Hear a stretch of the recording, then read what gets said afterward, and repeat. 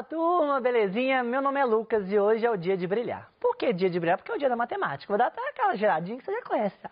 Ah, meu Deus. Gente, até o Guilherme hoje tá assim, animadaço. Porque hoje é o nosso dia, é o dia da rainha, é o dia da matemática. Hoje, quinto ano, olha que top. Nós vamos aprender a interpretar gráficos e tabelas. Ah, professor, mas eu já sei. Nós vamos reforçar mais ainda com novos tipos de gráfico. Então aqui, ó, lembrando que nós estamos no Simples 6, semana 4.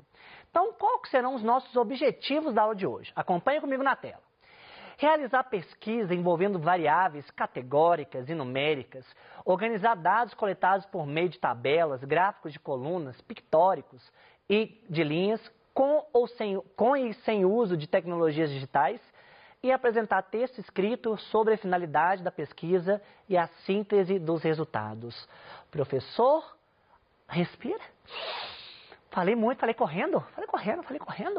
Mas você pode ter certeza que tudo que eu falei aqui, você vai sair com isso na ponta da língua, beleza? Só eu quero fazer alguns combinados com vocês. O que eu colocar de definição aqui, anote tudo. Porque, ó, eu garimpei para trazer só a nata para você. Beleza? Então, vamos ver? Relembrando. Hoje nós vamos ver o conceito de probabilidade. Beleza? O que vai ser a probabilidade? Probabilidade de ocorrer um determinado evento é dada pela razão entre o número de casos favoráveis e o número de casos possíveis. Lembrando que o que interessa é sobre o meu total. E eu falei com vocês que nessa aula nós iríamos corrigir o desafio que eu propus na aula passada. Acompanhe comigo, ó. A partir de uma pesquisa feita numa sala de aula do quinto ano, constatou-se que a probabilidade de um aluno gostar de Dragon Ball Z é igual a 3/5. Qual é a probabilidade de um aluno não gostar de Dragon Ball Z? Ô galera, pensa o seguinte, que se de gostar é 3/5, de não gostar é o que falta para chegar o quê? No total. O que falta para chegar no total? 2/5. 2/5. Você corrige aqui, senão vai sair 2/8 para vocês. 2/5. Ô Lucas, mas como que eu posso pensar nesse total? O total você pode pensar como 5/5. Ah, então peraí. Então o que falta para 3/5 ser 5/5 é 2/5? É. Então qual que vai ser a chance do aluno não gostar de Dragon Ball Z? 2/5. Beleza? Sim. Bacana demais. E vamos que vamos. Agora, olha esses lugares. Gui, Ilhas Maldivas. Já ouviu? Gostaria de estar nessa ilha, nesse exato momento? Sim. Olha a Serra do Cipó. Vânia, gostaria de estar na Serra do Cipó nesse momento? Adora. E eu te falo o seguinte. Eu vou fazer uma pesquisa com todos vocês. Ah, a pessoa vai fazer uma pesquisa? Vou perguntar quem gostaria de ir para um desses lugares. Beleza? Aí a pessoa levanta, tem gente que levanta até as duas mãos, levanta o pé, os dois pés, não sei, dá um jeito, né, para participar de tudo. Mas a ideia é o seguinte, você vai optar ou Ilhas Maldivas ou Serra do Cipó. Beleza, eu vou coletar esses dados, concorda? Eu vou ter que organizar esses dados, para depois apresentar para vocês. Aí eu apresentei, eu vou analisar a apresentação, em cima dessa análise eu vou tomar uma decisão. Professor, você falou muita coisa. Mas você concorda comigo que foi tudo verbo? Tudo que eu falei foi verbo. Porque são as funções da estatística. Olha que top. O conceito de estatística nada mais é do que um ramo da matemática responsável por coletar, organizar e apresentar um conjunto de dados. Nesse momento, a estatística é chamada de descritiva. Então, todas as vezes que você tiver um livro, falar assim, você está trabalhando com estatística descritiva. É esse tipo de estatística, onde as funções são coletar, organizar e apresentar. Depois que você apresentou, você tem que analisar a sua apresentação para depois tomar uma decisão a respeito dos dados que você está trabalhando. Aí, nesse caso, nós estamos trabalhando com a estatística inferencial. Beleza?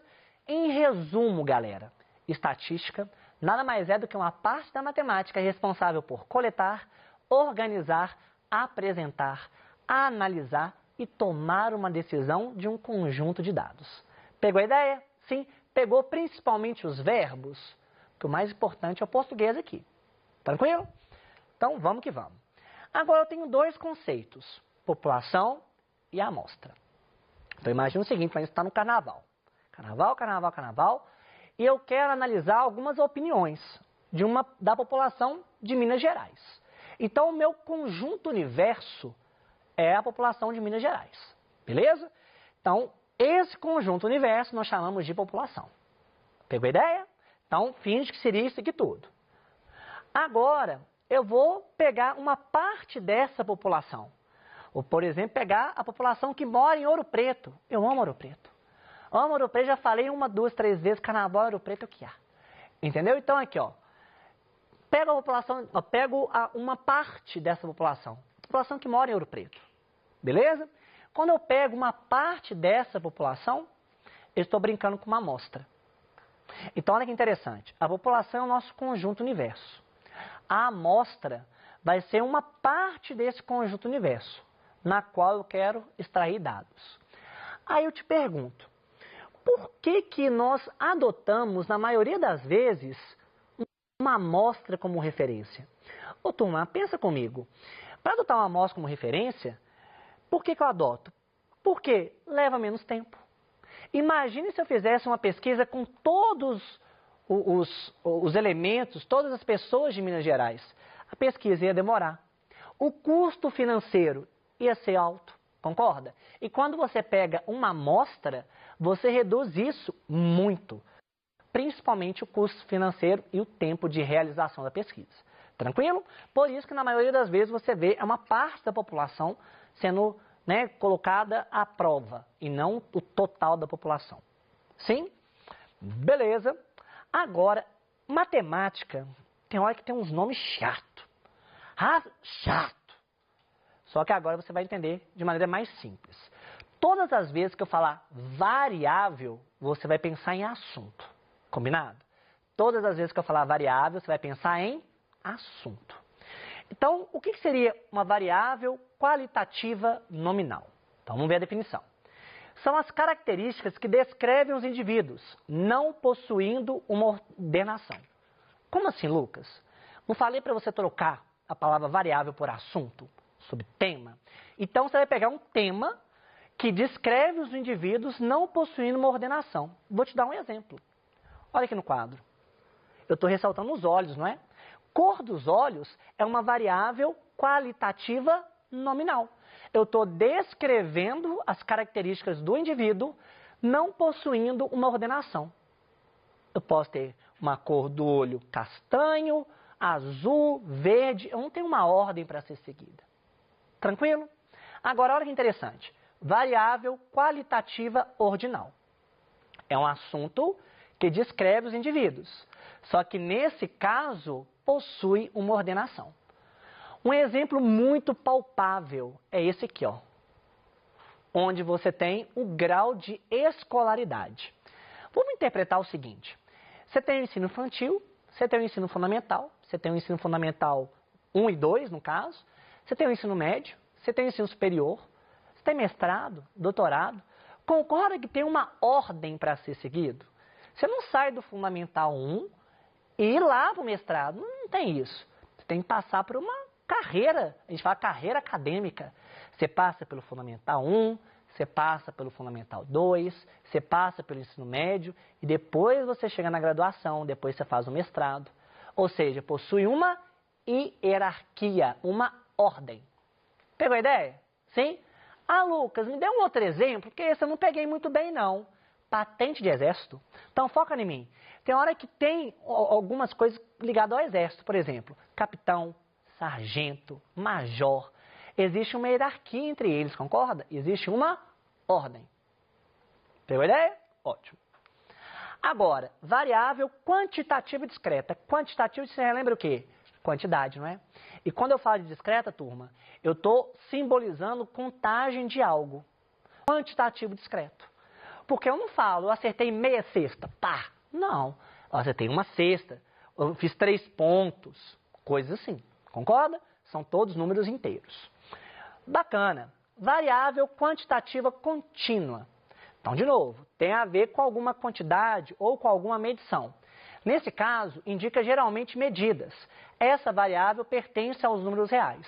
Lá no futuro, bem lá no futuro, vocês vão aprender o que é número real. Mas nesse caso aqui, eu quero que você expanda um pouquinho. Quando eu falo de medidas, eu posso ter medidas em decimal, por exemplo, que na outra categoria não foi abordado.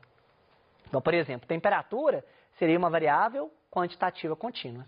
Geralmente, medidas tipo massa, peso, tempo, são o quê? Assuntos onde eu tenho algo contínuo interligado. Beleza? Na paz? Gui, tá respirando? Respira para eu ver. Isso. Então, beleza. Agora, nós vamos utilizar a tabela. O que é tabela, turma? Tabela nada mais é do que um arranjo sistemático feito para organizar dados em linhas, linha horizontal, coluna vertical. Beleza? Então, nada mais é do que um esquema para você organizar os dados. Como que eu vou fazer isso? Então, imagine aqui para você ver aqui na tela. Na tela você tem o título, os pontos mais elevados do Brasil em 2015. Esse é o nosso título. Aí você vê aqui que o ponto mais alto é o pico da neblina. Beleza? Esse é o ponto mais alto. Eu estou organizando meus dados em linhas e colunas. E aqui no finalzinho você tem a fonte. O que significa a fonte, Lucas? É de onde que eu retirei esse gráfico. Nesse caso aqui, eu retirei desse site aqui ligado ao IBGE.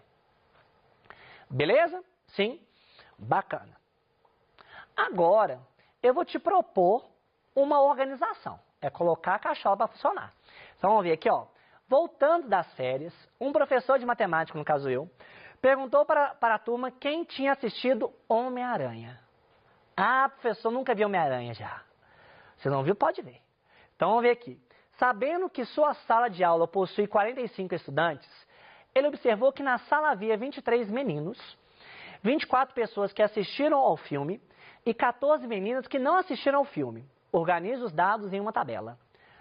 Muito zoado, né? Muita coisa envolvida. Só que agora você vai aprender a organizar. Sabe por quê? Você vai fazer o seguinte para mim, ó. Vamos dar importância aos dados numéricos. Beleza? Então, o que eu vou fazer aqui? Vou marcar de vermelho os dados numéricos para a gente não perder, né? 45, 23, 24 e 14. Olha os meus dados aqui.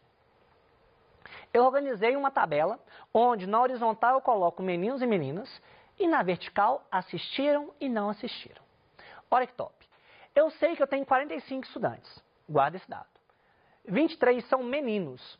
Eu vou colocar 23 aqui fora. Mas, Lucas, por que você colocou 23 aqui fora? Porque a quantidade de meninos que assistiram, mais a quantidade de meninos que não assistiram, vai dar o total de meninos. Beleza. Sucesso. Vamos continuar. Eu sei que 24 pessoas assistiram o filme. Então, vou colocar 24 aqui fora. Beleza? E eu sei que 14 meninas não assistiram o filme. Então, coloco 14 aqui. Ah, Lucas, mas por que você falou Porque agora dá para completar tudo. Sabe por quê? Se eu pego a quantidade de meninos mais a quantidade de meninas, tem que dar 45, não tem, filhote? Então, aqui tem que ser 22. Obrigatoriamente tem que ser 22. E você sabe que a soma dessa região mais a região que tem 14 tem que dar 22. Então, aqui, eu querendo apagar com o dedo, aqui vai ser 8. Essa região mais essa tem que dar quanto? 24. Concorda comigo? Então, aqui tem que ser quanto? 16. E essa região mais essa tem que dar 23. Então, aqui tem que ser 7. Pronto. Você completou a tabela com os dados. Lucas, eu quero completar aqui. Não tem nenhum problema. Pode colocar 21. E se quiser fazer aqui um quadradinho para colocar o total, é 45 estudantes. Professor, fácil. Então, vou te dar uma dica. Todas as vezes que você tiver características opostas, tente colocar numa tabela. Por exemplo, assistiram e não assistiram. Fica mais fácil de organizar para você. Beleza? Agora, nós vamos ver os tipos de gráfico. Lembrando um pouquinho, o gráfico nada mais é do que um recurso visual que é utilizado para sintetizar informações. O objetivo é esse. Vamos ver os tipos de gráfico? Então, aqui. Na tela você tem medalhas conquistadas pelo Brasil nos Jogos Olímpicos desde 1920 até 2016. Em 2016, eu tive perante a escala do gráfico 19 medalhas. É interessante que você entenda a escala do gráfico aqui. Beleza? E você concorda que oscilou muito, né? Então, por exemplo, teve ano que foi menos, teve anos que foi mais, mas esse tipo de gráfico é chamado gráfico de colunas. Os retângulos estão dispostos em posição vertical. Agora, olha esse gráfico, que top. Principais causas de conserto de telefone celular. Gente, quem nunca deixou o celular cair no chão? E fez tá na tela, tá. Quebrou a tela. Aí já teve que consertar. Já teve problema de bateria. Tive uma amiga que jogou o celular na água e o celular, poft, estragou. Então, galera, você tem aqui as principais causas, né?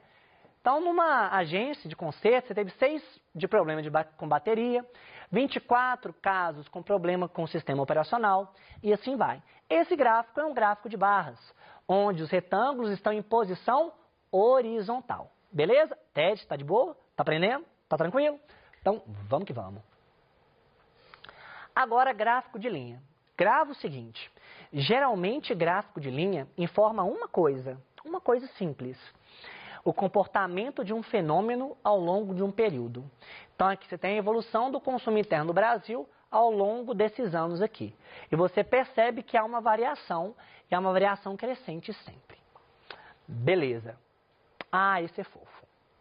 Esse é fofo. Pensa no assunto, pensei em baleia. Fechei até o olho, pensei em baleia. Ó, fechei o olho. Pensei em baleia. E agora eu quero desenhar baleias com diferentes tamanhos. Guilherme tem que abrir o outro para me ver, né, Guilherme? Fica difícil, né? Aí o que acontece? Nesse caso, eu estou construindo um gráfico de acordo com o assunto, não é, turma? Nesse caso aqui, eu estou pensando num pictograma. Eu estou pegando um desenho representativo e colocando ele como referência. Beleza? Então, nesse caso aqui, você tem um comprimento de algumas baleias de acordo com um desenho padrão. Beleza? Ah, esse é o nosso último gráfico. Eu quero só finalizar com esse gráfico e um exercício. O gráfico de radar possui como objetivo comparar características distintas de uma determinada situação. Aposto que Roberto, o nosso cameraman, já jogou FIFA. Já, Roberto? Já. E você conhece o gráfico de radar, Roberto, na hora de comprar jogador, né, Roberto? É uma coisa maravilhosa. Aqui você tem um gráfico de radar com RPG, um jogo de RPG. Aqui eu estou analisando várias características ao mesmo tempo. Cara, você precisa saber isso para se dar bem no jogo. Ah, professor, eu não gosto de matemática. Isso que você tem que saber. Porque como você vai ganhar o jogo? Então aqui, ó. Olha que interessante. Quanto mais afastado você tem a maior pontuação. Então, esse personagem tem um alto espírito aventureiro. Ele é forte, ele é curioso, muito curioso. Só que ele tem pouco estilo. Ele não tem muito conhecimento da área dele e não tem muita destreza. Quanto mais afastado, melhor a pontuação. Quanto mais próximo do centro, menor a pontuação. Fique ligado, principalmente no FIFA. Beleza. Ótimo. O Vamos Treinar de hoje vai ser uma questãozinha rapidinho. Você tem aqui um pictograma que mostra um número de funcionários de 2 departamentos, departamento de produção, departamento de limpeza. Aí eu te pergunto, quantos funcionários trabalham no departamento de produção dessa empresa? Se cada carinha vale 4, você tem que contar aqui, ó. Contando você vai ter 18. 18 vezes 4, 72. Se eu te perguntasse quantos funcionários trabalham no departamento de limpeza dessa empresa, vai ser o quê? Eu tenho 3 bonequinhos, cada bonequinho é 4, 4 vezes 3, 12 funcionários. E é com esse gráfico maravilhoso que eu finalizo a minha aula com vocês. Finalizamos esse ciclo e nós estamos juntos no próximo, beleza? E eu e o Ted vamos nos despedir falando o seguinte. Olha, a vida é uma escalada, mas a vista é ótima. Nós estamos juntos e até o futuro, turma. Valeu!